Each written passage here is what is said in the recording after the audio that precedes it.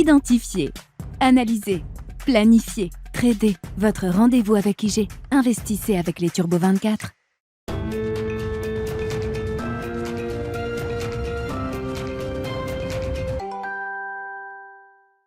Bienvenue dans Smart Bourse, votre double dose quotidienne de marché en direct sur Bismart. Chaque jour à la mi-journée, 12h30, 13h. Et en fin d'après-midi, la grande édition pendant une heure à partir de 17h en direct, rediffusée à 20h sur Bismart TV. Émission que vous retrouvez chaque jour en replay sur bismart.fr et en podcast sur l'ensemble de vos plateformes. Au sommaire de cette édition de la mi-journée et de troisième séance de hausse consécutive pour démarrer cette année sur les marchés européens notamment. C'est un début d'année très solide pour les places asiatiques et chinoises notamment, et les places européennes qui mènent la danse sur ces premiers jours de marché, ces premiers jours de bourse de l'année 2023. On notera en Chine une volonté politique d'apporter du soutien toujours au secteur immobilier, toujours en pleine tourmente.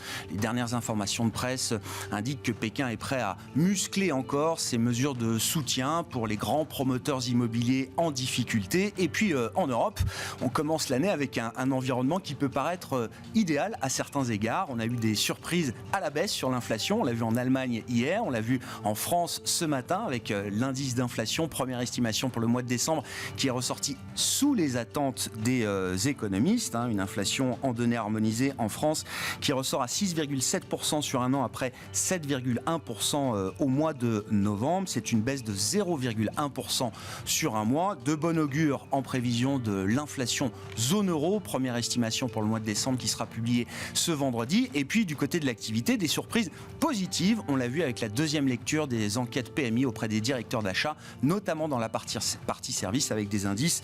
Deuxième estimation qui ressortent nettement au-delà des attentes. C'est donc un environnement très positif, favorable à la prise de risque. Et on le voit avec des actions européennes qui ont déjà gagné plus de 3,5% en 3 séances. Ce qui laisse entrevoir que cette première semaine de l'année pour les actions européennes pourrait être une des meilleures premières semaines de l'année annuelle depuis 1987 avec un stock 600 qui est en hausse, donc je le disais, de plus de 3% sur ces 3 premières séances de l'année. Parmi les moments importants à suivre aujourd'hui, le compte-rendu de la dernière réunion de politique monétaire de la Fed. Les minutes de la Fed seront publiées ce soir à 20h et nous apprendrons un petit peu la dimension des discussions qui ont pu avoir lieu au sein du FOMC le 14 décembre dernier avec une hausse de taux qui était ramenée à 50 points de base. Souvenez-vous, la prochaine sera peut-être d'ailleurs ramenée à 25 points de base le 1er février prochain. Nous parlerons des sujets de marché dans cette émission avec Michael Nizar, directeur responsable de la gestion multi-asset et overlay chez Edmond Rothschild Asset Management. Et puis, sujet industriel également avec le président du directoire d'Arkea IS qui sera avec nous en plateau également, François Deltour. Nous reviendrons avec lui sur le choc de marché de l'année 2022 et ses conséquences industrielles pour l'industrie de la gestion d'actifs en 2023. Ce sera à suivre d'ici une dizaine de minutes dans Smart Bourse.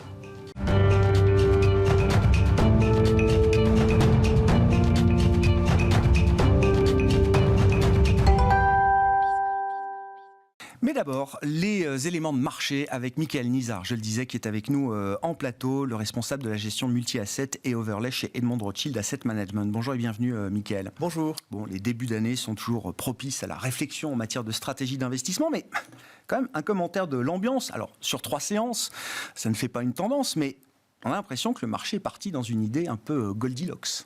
C'est-à-dire que tout va bien. L'inflation baisse, surprise à la baisse sur l'inflation en Europe, et l'activité continue de bien tenir, et mieux même que ce qu'on pouvait espérer.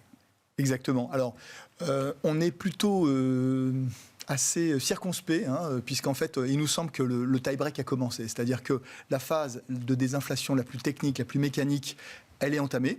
Et c'est ce qui a permis en fait, au marché de bien remonter depuis quelques mois. Mais devant nous, on a une phase qui est beaucoup plus compliquée, moins prévisible, et j'y reviendrai.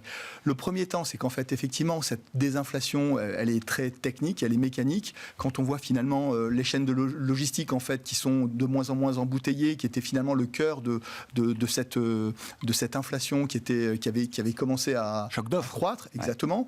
Ouais. On a en plus, en fait, une inflation d'origine énergétique, pétrolière, qui a tendance plutôt à bien baisser. On voit même les prix du gaz sur le court terme qui ont bien baissé, même si les prix à terme à 1 an sur le prochain hiver restent encore élevés. Mais globalement, on a une inflation des matières premières énergétiques qui a baissé.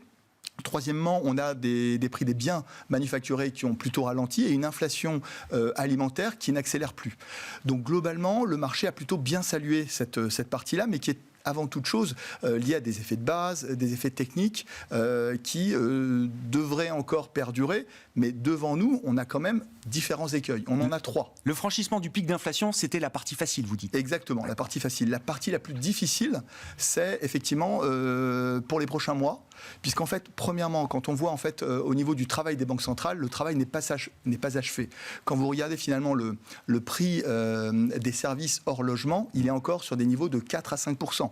Donc globalement, c'est le cœur du système. Ça, c'est quand même assez important. Et c'est là où finalement s'expriment les tensions inflationnistes les plus domestiques. Et donc, M. Powell, en fait, disait justement que c'était la catégorie la plus importante. Et pour rappel, sur un régime de croisière, on est plutôt sur des niveaux de 3%. Là, on est entre 4 et 5%, ce qui veut dire qu'on est encore loin de la cible des 2%, même si on l'ajuste des gains de productivité. Et là, je parle effectivement des salaires, notamment dans les services. Donc ça, c'est le premier point. Le travail n'est pas achevé pour la Banque centrale. Et le prochain chiffre de l'emploi sera très important, parce qu'en fait, il validera ou pas le fait de passer à 25 BP. Mais il y a encore le risque d'avoir une hausse de taux peut-être plus élevée que ce qu'on peut penser si le taux de chômage venait encore à baisser. Et on a vu les dernières semaines, on a vu quand même un marché assez robuste quand on regarde les données hebdomadaires.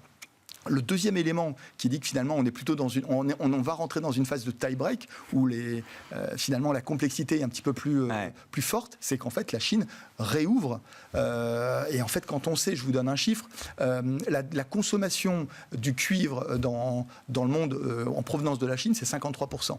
Ce qui veut dire qu'on risque d'avoir en plus une inflation, en tout cas qui peut persister dans les matières premières liées justement à la réouverture de la Chine. Le simple effet de réouverture, parce qu'on n'imagine pas que la Chine va mettre en place un plan de relance comme en 2008, par exemple. C'est pas du tout l'idée des investisseurs aujourd'hui. Mais le simple effet de réouverture, ça peut quand même ramener ou cristalliser à nouveau des tensions sur le comportement des matières. Ça peut compliquer en tout cas cette lecture. Brouiller la lecture. De brouiller la lecture, tout à fait. Et puis le troisième point, c'est l'immobilier. On sait que quand on regarde les nouveaux loyers finalement sur le marché immobilier américain, ils ont tendance en fait à refluer, comme le prix des maisons. Quand vous regardez même les mises en chantier, on a globalement une activité qui a tendance à baisser sur le marché immobilier. C'est de bon augure, mais en fait, dans le tempo de finalement quel est le délai de réponse d'usage, généralement c'est de 6 à 9 mois. Donc ce qui veut dire qu'on n'est pas tout à fait sûr du moment à partir duquel on va avoir le poids de l'immobilier qui va rentrer en ligne de compte dans les chiffres d'inflation.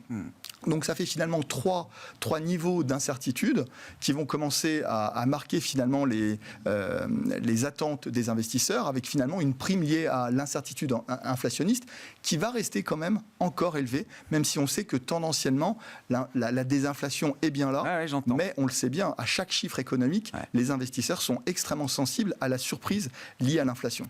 Donc ce qui pose la question de effectivement la préparation des marchés. Cette prime de risque liée aux incertitudes ou à la volatilité de l'inflation, comment elle s'exprime, comment elle doit s'exprimer dans les marchés selon vous, Mickaël? Qu'est-ce que ça implique? Alors en fait, selon nous, on avait plutôt eu tendance à accompagner la hausse des marchés depuis finalement la fin du troisième trimestre, en pensant qu'on avait quand même bien intégré tous ces risques inflationnistes et que devant nous, on allait avoir en fait une première phase de désinflation. Devant nous, aujourd'hui, on pense en fait que le prix du risque n'est pas suffisamment bien intégré. Quand vous regardez la volatilité des actions américaines, notamment le VIX ou le V2X sur les actions européennes, on est sur des niveaux de 20 à 22%. C'est extrêmement bas. C'est même une aberration.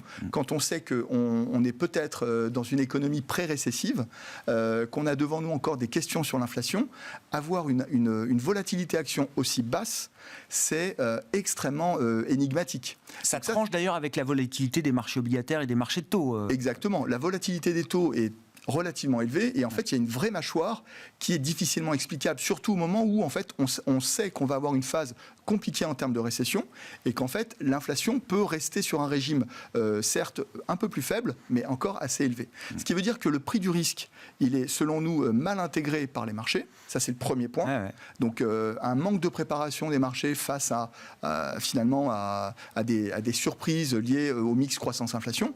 Et puis le deuxième élément c'est qu'en fait et ça c'est très important pour l'allocation d'actifs, c'est qu'est-ce qui est pricé, qu'est-ce qui est intégré sur la partie courte de la courbe américaine et européenne. Aujourd'hui en Europe, on est autour de 3,40 sur le taux terminal, on est allé même à 3,50, mais quand vous regardez le taux finalement des Federal Fed Funds, des taux US, on intègre déjà des baisses des taux. Ouais.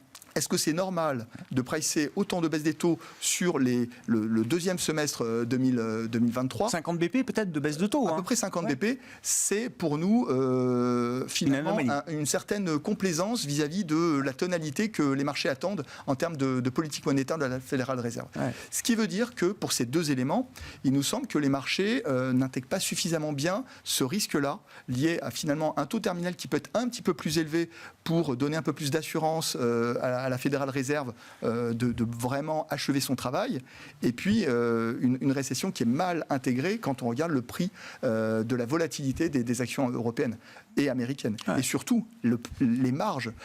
Plus on va se rapprocher finalement des publications trimestrielles, plus le risque d'avoir des guidance sur les marges des entreprises, elle va commencer à peut-être peser, parce qu'en fait aujourd'hui, vous avez encore une attente de positive sur les résultats anticipés, mais en fait, les marges vont baisser.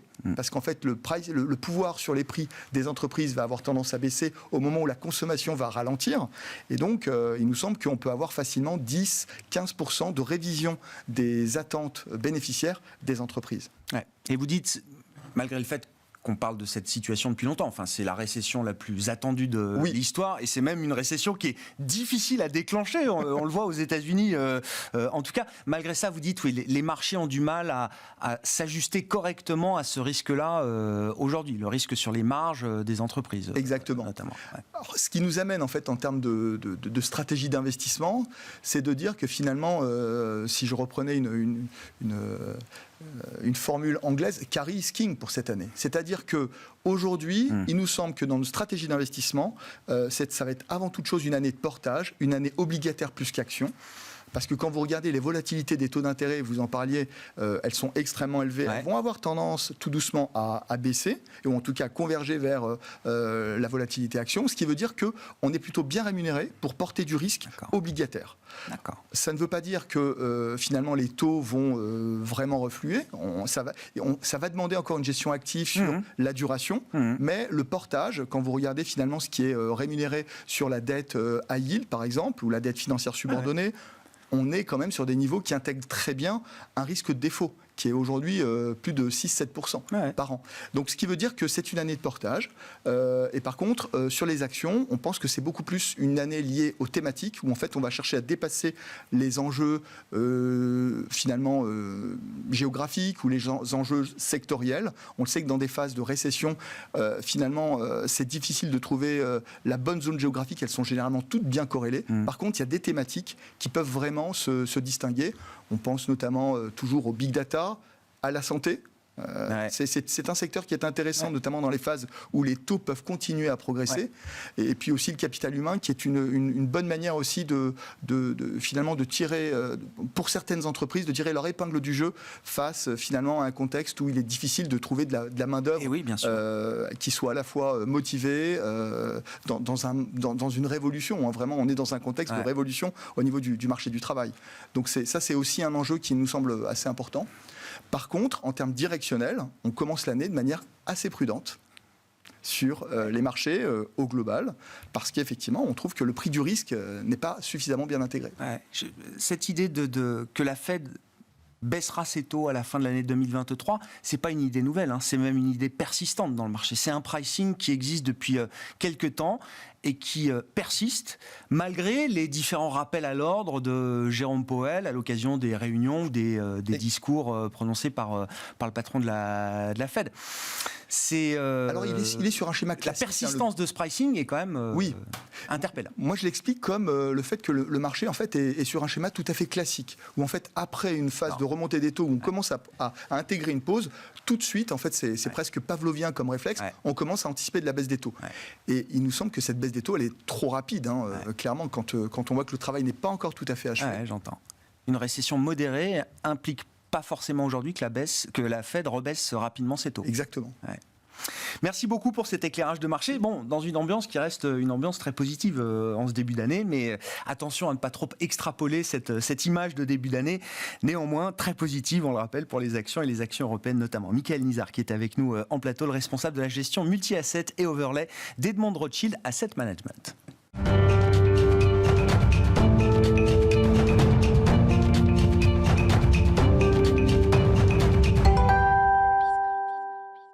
Venons-en aux enjeux industriels et aux défis de l'industrie de la gestion d'actifs pour cette année 2023 avec François Deltour qui est avec nous en plateau, le président du directoire d'Arkea IS. Bonjour et bienvenue François. Bonjour Grégoire. Merci beaucoup d'être avec nous. Il faut redire un mot évidemment du choc qu'a été l'année 2022 pour l'industrie de la gestion d'actifs et on parle avant tout du choc de marché qui s'est produit avec cette corrélation très positive entre les actions et les obligations qui a été très délétère pour les stratégies diversifiées. Qu'est-ce que vous retenez de ce choc de marché sur 2022 ? Et la question industrielle qui se pose, c'est quelles vont être justement les conséquences industrielles de ce choc de marché historique ? Commençons par un rapide historique pour mettre tout ça en perspective. Si on revient un peu plus en arrière, on peut se dire que 2019, 2020, 2021 ont été 3 années extrêmement bonnes pour la gestion d'actifs, avec 2 choses positives qui sont additionnées. L'effet marché, purement mécanique, évidemment, la performance des produits drivés par le marché. Et puis le deuxième, c'est la collecte nette, elle aussi positive. Tout ça a culminé en 2021 avec une année exceptionnelle, une hausse des encours sous gestion de plus de 10% en Europe et une collecte nette surtout record de 800 milliards d'euros sur l'ensemble des fonds européens. Donc en résumé, l'année 2021, c'était un pic. Ouais. Le profit pool des gérants d'actifs européens a atteint son plus haut historique en 2021.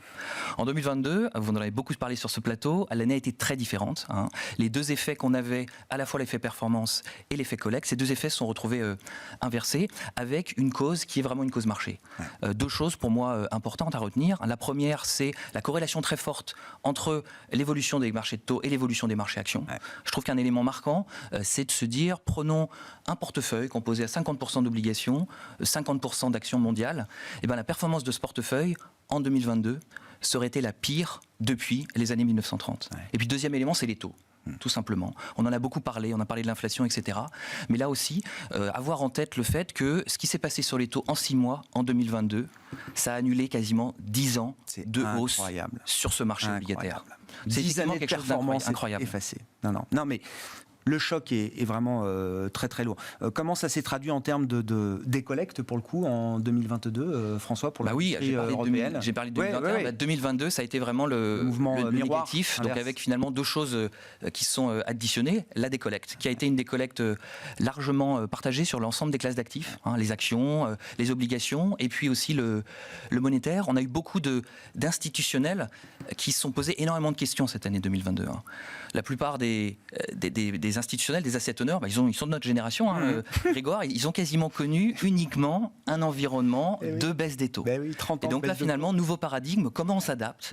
Est-ce que le point d'entrée sur le marché, est-ce que c'est le bon ? Est-ce qu'on doit attendre un petit peu, etc. Beaucoup d'attentisme et donc, in fine, de la décollecte. Voilà.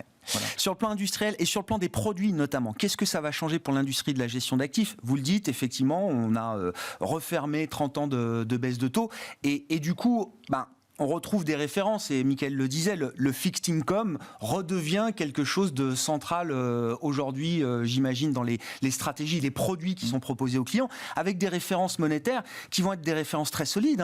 Aux États-Unis, on a du 1 an à 4,75% de rendement pour un investisseur en dollars, et puis en Europe ou en France, on va avoir un livret A qui sera à 3% et plus, peut-être, quand la formule sera appliquée au 1er février prochain. Ça va être des références solides désormais pour les gestionnaires d'actifs. Oui, tout à fait. Et même avant le fixed income, finalement, si on revient sur 2022, la seule chose qui a échappé à cette décollecte assez massive, c'est aussi le non-coté. Bien sûr, que ce soit l'immobilier, que ce soit le private equity. On va en reparler, je pense, tout à l'heure. Mais pour revenir sur le fixed income, je pense effectivement que finalement, ce qu'on a connu sur les marchés, ça nous fait en quelque sorte revenir presque une quinzaine d'années en arrière avec de l'obligataire plutôt classique, vanille, qui redevient intéressant. Le carry est quelque chose de très intéressant. On voit des taux nominaux très élevés aujourd'hui. aujourd'hui. Donc oui, effectivement, on pense qu'en 2023, ça a déjà commencé en 2022, mais des fonds à échéance sont vraiment une recommandation intéressante pour les clients. On travaille beaucoup sur des nouveaux fonds à échéance en ce moment au sein d'Arkea IS. Ouais. Une deuxième chose, c'est aussi les produits structurés. Ça a été aussi un succès massif, notamment dans les réseaux de distribution type CGP ou autres, et on recommence, grâce à ces nouveaux niveaux de taux, à revoir des produits intéressants avec des rendements garantis, et plutôt une garantie en capital. Et là aussi des produits simples. On arrive à... Parce que produits structurés, il y a toujours un peu l'image compliquée, on ne sait pas trop ce qu'il y a dedans, etc. Mais on peut trouver des formules simples pour ces produits structurés, simples et diversifiés. Tout à fait, des formules très simples. Je disais tout à l'heure, on revient pour certaines choses à une quinzaine d'années en arrière, et donc on voit la même chose un peu aussi sur les produits structurés. Deux éléments peut-être supplémentaires là-dessus, c'est aussi que finalement quand on regarde ce qui est extérieur à la gestion d'actifs, il y a, je trouve, deux éléments qui vont impacter l'un positivement, l'un négativement, ce que je viens de dire tout à l'heure sur les tendances dans nos produits. Le premier, c'est les banques. Les banques, aujourd'hui, sont toutes en recherche de dépôts de façon très importante, très agressive, parce que se refinancer sur les marchés, c'est un coût extrêmement important. Ouais. Donc finalement, avoir accès à la ressource un peu moins chère, et aujourd'hui, on peut proposer des livrets à des taux extrêmement intéressants. Et ça vient concurrencer les produits dont je parlais tout à l'heure. Puis le deuxième effet, c'est aussi plutôt un effet lié aux assureurs, qui lui est beaucoup plus positif. C'est qu'en fin janvier, quand il va y avoir l'annonce des taux des fonds euros... Ça commence. L'annonce des taux des fonds euros, quand on compare au livret A, quand on compare à d'autres produits, quand on compare à ce qu'on a en tête comme taux pour l'inflation, il y a évidemment des surprises plutôt négatives. Et donc ça, forcément, ça va plutôt avoir un impact très positif sur la collecte dans les produits des gérants d'actifs. Sur le fonds euro, effectivement, ça va prendre du temps avant que les fonds euros, grâce aux nouveaux rendements qui sont offerts désormais par les marchés, puissent reconstituer des rendements plus élevés que ce qu'on va avoir sur l'exercice 2022. Bien sûr, la gestion des mandats assurantiels, il y a une gestion avec une duration longue, et donc forcément, l'adaptation à des changements de taux assez rapides, elle prend un petit peu de temps, bien sûr.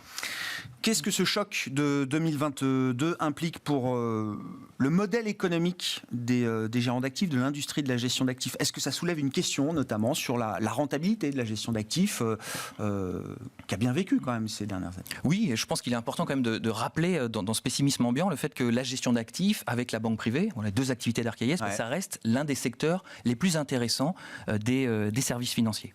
Alors après, il est vrai que la baisse des encours de 2022 va faire que mécaniquement, la plupart des gérants vont commencer 2023 avec, je dirais, du revenu embarqué, c'est-à-dire les actifs moyens sous gestion qui sont plus faibles que ce qu'ils avaient pu avoir au début de 2022. À cela s'ajoute, j'ai l'impression, quelque chose qui est un peu plus conjoncturel, qui est lié à tout ce qu'on peut entendre sur les frais. Aujourd'hui, la Commission européenne recommence à parler de l'interdiction des rétrocessions, les fameux sujets autour des inducements, quelque chose qui était enterré depuis quelques temps, mais qui est revenu sur le devant de la scène assez récemment, sous l'impulsion notamment des Pays-Bas. La France est un marché organisé autour de ce schéma de rétrocession, et évidemment, on n'en est pas encore là, mais une adoption d'une telle interdiction des rétrocessions, ce serait de nature à changer fondamentalement la structure du marché. Ce serait un bouleversement. Ce serait un bouleversement. On peut se dire, vu d'assez loin, c'est quelque chose de positif finalement, comment justifier ces rétrocessions, etc. Mais quand on y regarde de plus près, prenons par exemple le marché anglo-saxon, c'est quelque chose qui existe depuis plusieurs années. L'interdiction des rétrocessions, qu'est-ce qu'elle a créé dans le marché anglo-saxon ? Elle a créé quelque chose de très simple, c'est que les gens qui n'ont pas 300 000 pounds en épargne financière sous gestion, ils sont complètement sortis du marché du conseil. Ils n'y ont plus accès. Donc c'est pas forcément une bonne chose. J'entends. Il y a des effets de second tour, justement, à bien prendre en compte si on veut bouleverser le modèle économique de l'industrie de la gestion d'actifs. Un conseil de qualité auprès des clients. Et ça, c'est important. Est-ce que ça veut dire que la tendance au build-up, à la consolidation dans les différents métiers du conseil et de la gestion d'actifs, qu'on observe déjà depuis plusieurs années maintenant, est-ce que c'est une tendance qui va se poursuivre et même s'accélérer peut-être ? Oui, effectivement, si au-delà des effets conjoncturels dont je viens de parler sur les frais, on rajoute les effets structurels qu'on connaît depuis quelques années, que ce soit le coût du réglementaire, que ce soit le coût d'achat des données, que ce soit le coût de l'ESG en termes humains, en termes informatiques, on a quelque chose de rampant qui amène mécaniquement à une hausse des coûts. Donc ça, c'était pas très grave. En 2019, 2020, 2021, les revenus ont progressé plus vite, donc finalement cette hausse des coûts elle est passée quasiment inaperçue. 2022, c'est différent. Voilà. Et donc les acteurs vont devoir en 2023 réfléchir plus sérieusement à ces sujets autour des coûts. Et donc évidemment, le sujet de la consolidation va arriver de façon encore plus prégnante que les années précédentes sur le devant de la table.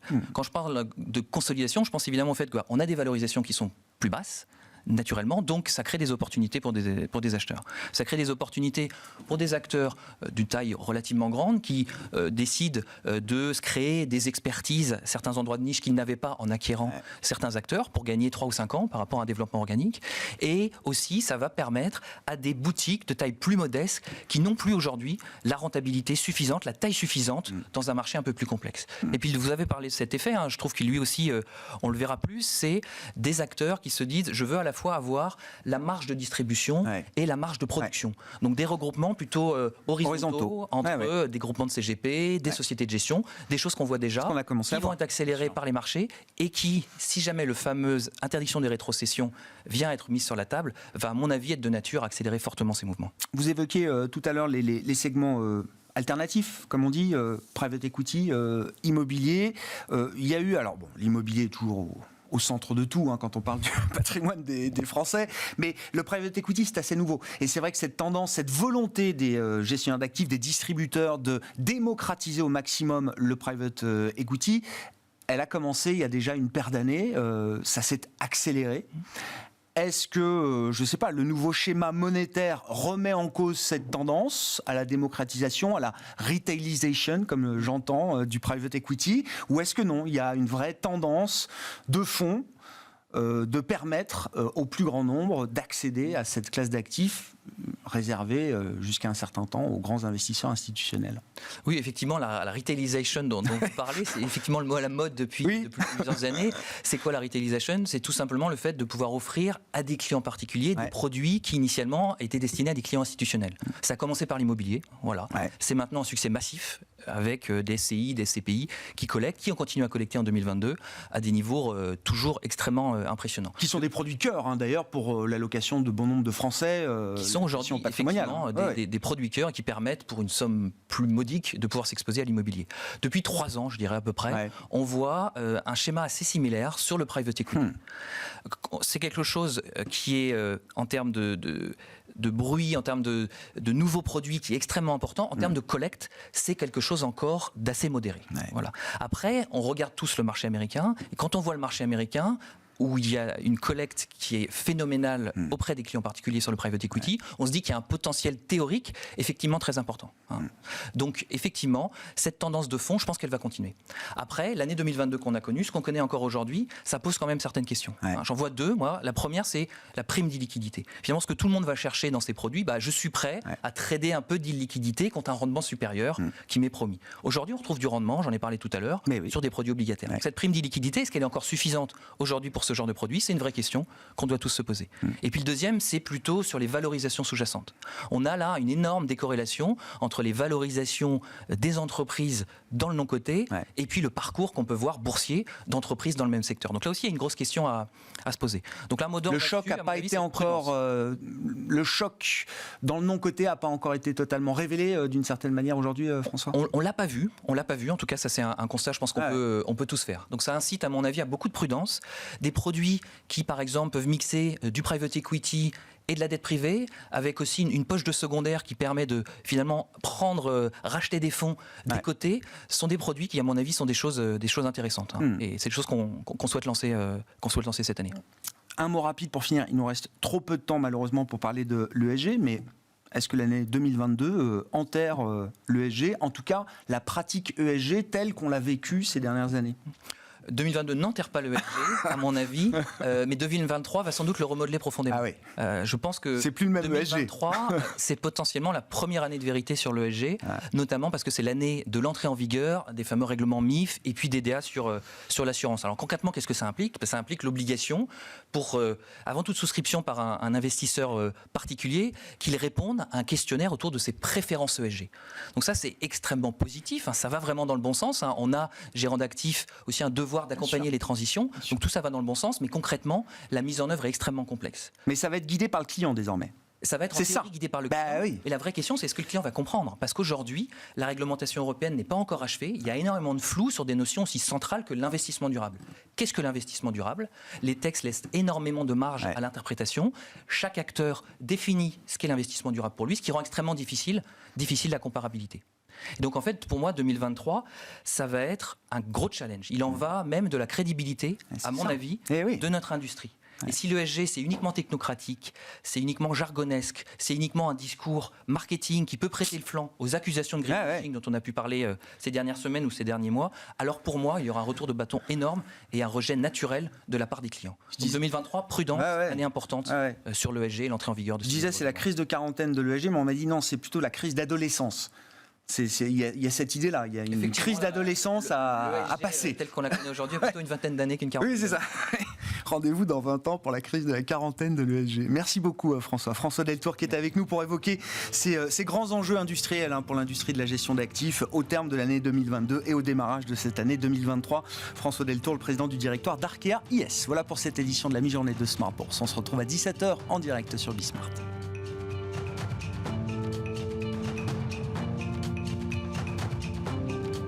Identifiez, analysez, planifiez, tradez. Votre rendez-vous avec IG. Investissez avec les Turbo 24.